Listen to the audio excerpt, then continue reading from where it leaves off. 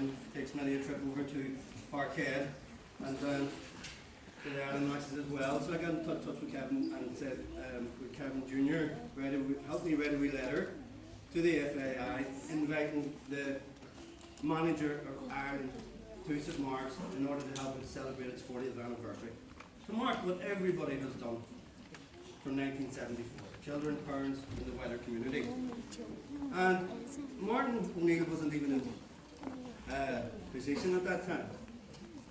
And then I was talking to Geraldine Cole, and she was fantastic. And I got a phone call from Martin in January, and Martin very kindly said, John, it's going to happen, we just have to sort out a date.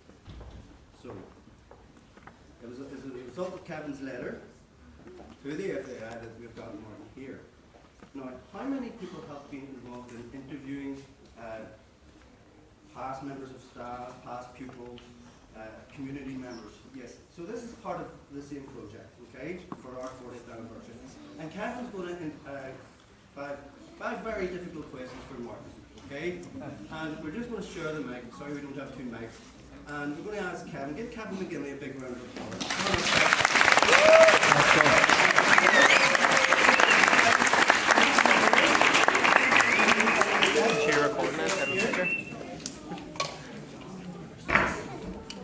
And Kevin's going to interview Martin O'Neill. And could I ask Martin to come up?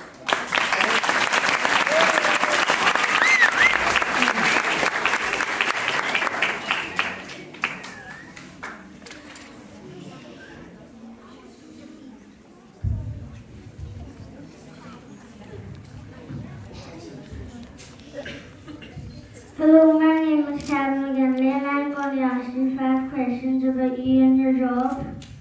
What is your name and what do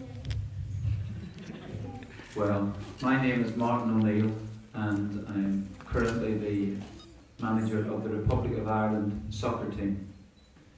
I've taken that job on in November of last year, and we start playing competitive matches in September time. We've got some friendly games coming up. You look as if you're ready to play. How old are you? You're 8 years of age. I think you might get roughed up a little bit, but you know, I think in a couple of years' time, I'm hoping to be calling upon you. Are you interested in football? Who's your favourite team? Celtic. Well, I used to be manager way back some years ago, I think before you were born. And what do you think of Neil Lennon, the manager now?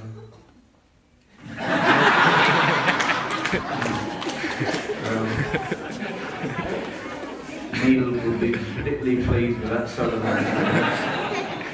He's the manager of the team, and he's got ginger hair at times, and then sometimes he's got blonde hair. Are you going to dye your hair when you get older? No? Good. I'm really pleased.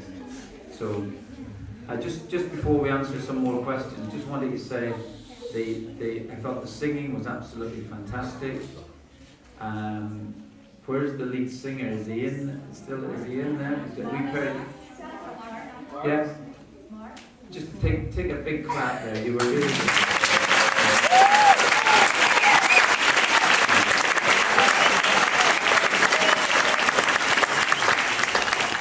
Just let me tell you, at your age, which I was a way back a long time ago, I would never have had the courage to go up and do that. I couldn't have done it. But listen, I know that outside, I think the manager of Boyzone or Westlife are waiting for you. So if you don't pass your exams, there might be another career for you. But well done indeed, and well done. And also to the boys and girls who read out what they did in the football. That's very difficult to come up and speak. Really difficult. So well done to you. Really great. And today it's been very quiet. I'm just remarking here, Peter was remarking that how well behaved you've been. I bet you that's not always the case. No? And I just want you to ask me in private later on what you think of the teachers. Right? No, maybe not, but later on. But listen, back to you again. And what's my second question? What is the best part of your job? Being interviewed by you.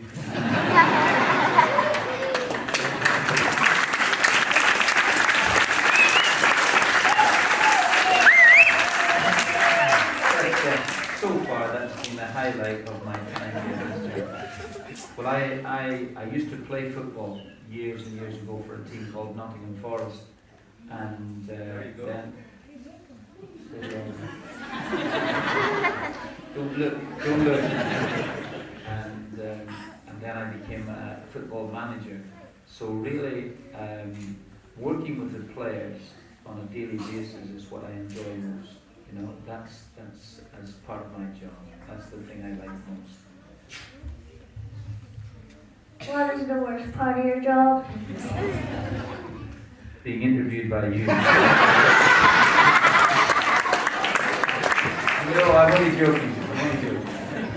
No, this is the best part. I told you that before. The worst part of the job is obviously losing football matches. You know, when you lose football games, then you're under a lot of pressure. You might lose your job, but it's just not good. So the best thing to do, I think you would realise, when you play, isn't the best part winning, and the worst part losing the matches, because then you have to go home. The parents will ask you how you did, and you say, "We lost." And then they say, "How did you play?"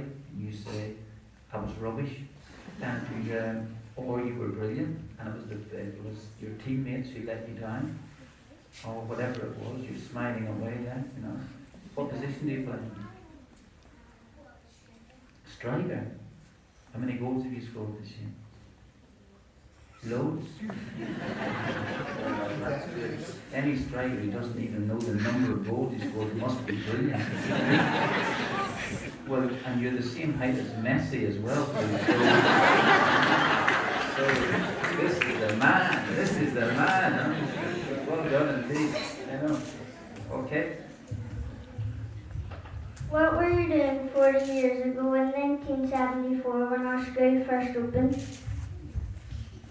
Well, 40 years ago, what was I doing? There are not too many in this room would go back 40 years.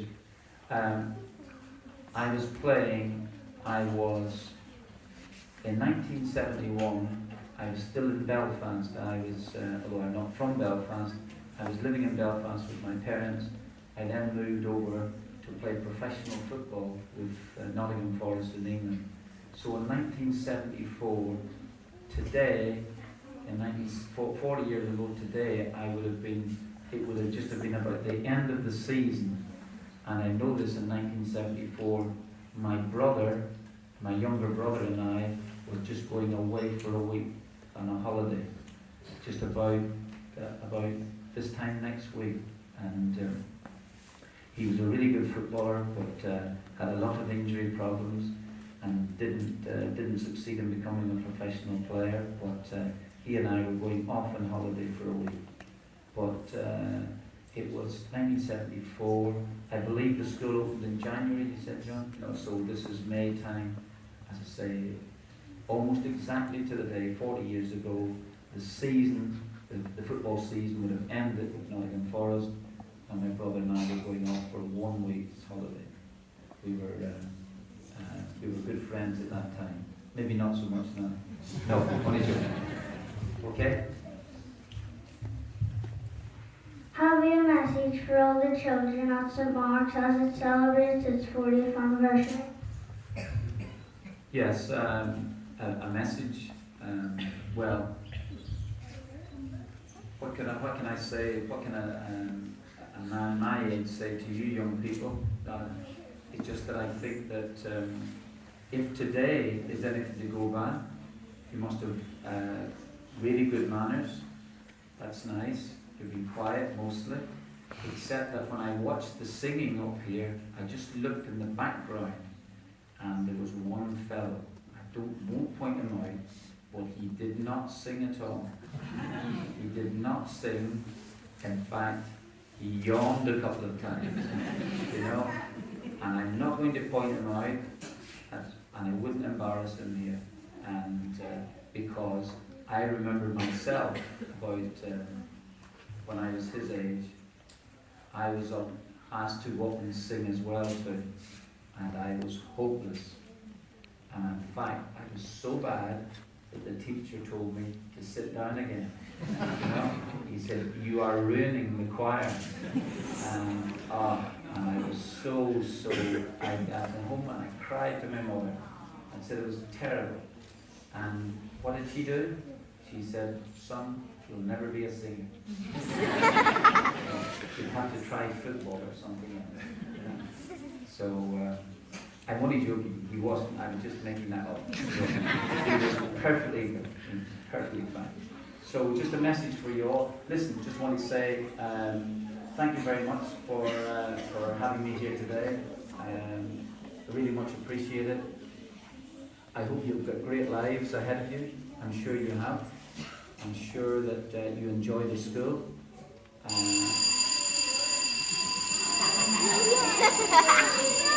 And I think that's your bell to go home. Isn't this a great school? You just come in for one class and then go on home. So just want to say cheerio to all of you. Good luck. Anybody who wants to play football, I hope you play for Celtic. That would be great. Not Liverpool, not Manchester United, but Celtic, you know. No. Celtic. Exactly. Okay, that's enough. You're more rowdy than I thought you were. So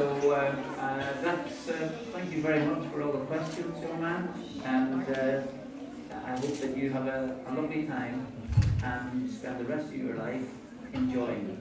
Okay? I'm sure you will. You're so good looking, young man. You will not have a problem. You will not have a problem with the rest of your life, unlike some of the rest of us. Not mentioning any school teachers here. Okay, just want to say, John, thank you very much indeed. Really appreciate it. And good luck to everyone. Okay? Can we give Kevin and Martin a big round of applause?